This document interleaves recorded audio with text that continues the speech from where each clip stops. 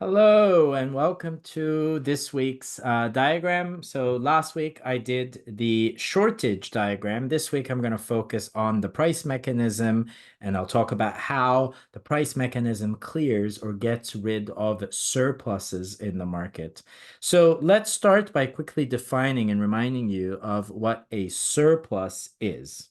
Okay, so a surplus is a situation where quantity supplied is greater than quantity demanded. Notice I'm saying quantity supplied is greater than quantity demanded. I'm not saying supply is greater than demand. Okay, remember, quantity is a point on the curve. Okay, so quantity demanded is a point on the demand curve. Quantity supplied is a point on the supply curve. Demand refers to the whole demand curve. Supply refers to the whole supply curve. All right, so that's what a surplus is. What causes or creates a surplus? Either a decrease in demand or an increase in supply. So on this first page, I'll focus on a decrease in demand. On the next page, I'll focus on an increase in supply. Okay, so let's assume this market is at equilibrium here at this point here. PE is the equilibrium price, QE is the equilibrium quantity.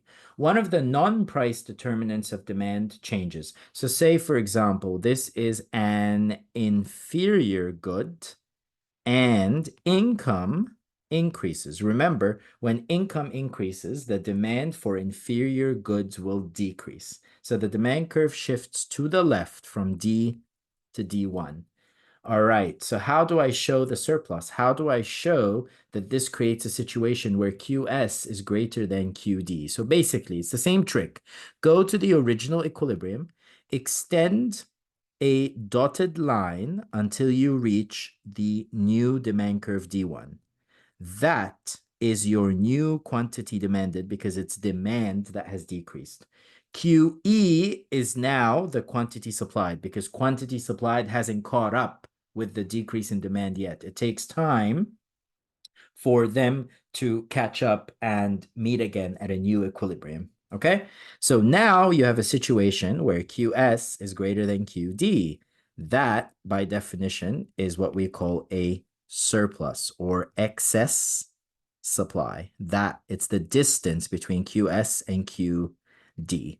Now, a surplus exerts a downward pressure on price. So price gradually falls. That has a signaling, incentivizing, and rationing function. As price gradually falls, it signals to producers that there's a surplus. So what they do is they respond by slowly decreasing quantity supplied. So now you have a gradual decrease along the supply curve here.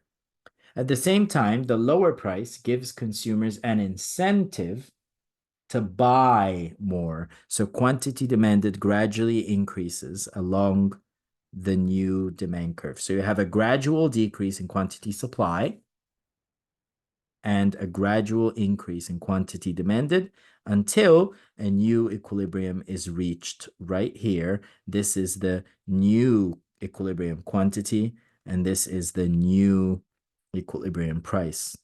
Now, what about, so that's the signaling and the incentivizing function. What about rationing? Well, as price gradually falls, this increases consumers' willingness and ability to buy the product. So existing consumers in the market have an incentive to buy more of the product, or it might attract new consumers into the market to buy more and basically clear the surplus. Because when price falls, that helps rationing the product by increasing people's willingness and ability to buy the product. So they end up buying more until that surplus disappears and the market reaches a new equilibrium. So that's in the case of a decrease in demand. Okay, what about the case of an increase in supply? So let's assume this is a regular product and there's an improvement in technology. That's one of the non-price determinants of supply. So supply shifts to the right from S to S1. Okay.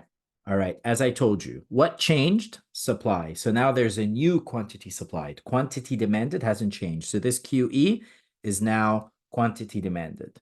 but the new quantity supplied, extend the dotted line until you intersect the new supply curve. This is the new quantity supplied. Now there's a surplus, excess supply. The same thing happens as in the previous slide. It exerts a downward pressure on price. This signals to producers that there is a surplus. Gradually, they begin to decrease quantity supplied along the new supply curve. So there's a gradual decrease in quantity supplied along the new supply curve here. And it incentivizes the gradual fall in price will incentivize consumers to buy more. So there's a gradual increase in quantity demanded along the demand curve. So quantity supplied gradually decreases, quantity demanded gradually increases until a new equilibrium is reached. We'll call this new QE, new PE. And how does it ration? So this is how it signals and incentivizes. How does it ration? Well, the fall in price increases consumers' willingness and ability to buy the product. So they end up buying more of the product. Quantity demanded gradually increases and quantity supplied gradually decreases until the market reaches a new equilibrium point. So now, by now, you have been exposed, this week's video and last week's video, to how the price mechanism clears shortages and surpluses, whether it's demand or supply that shift. Okay, fabulous. I hope you found this video and last week's video useful. If you did, press like. That helps with the algorithm. It helps other students find videos like this. Please consider subscribing to the channel, becoming a paid channel member if you want to access exclusive content. Buy me a coffee to say thanks. Thank you for all of your support of my channel and for being a committed fan and member. All right. Thank you very much. Have a great rest of your week. Bye.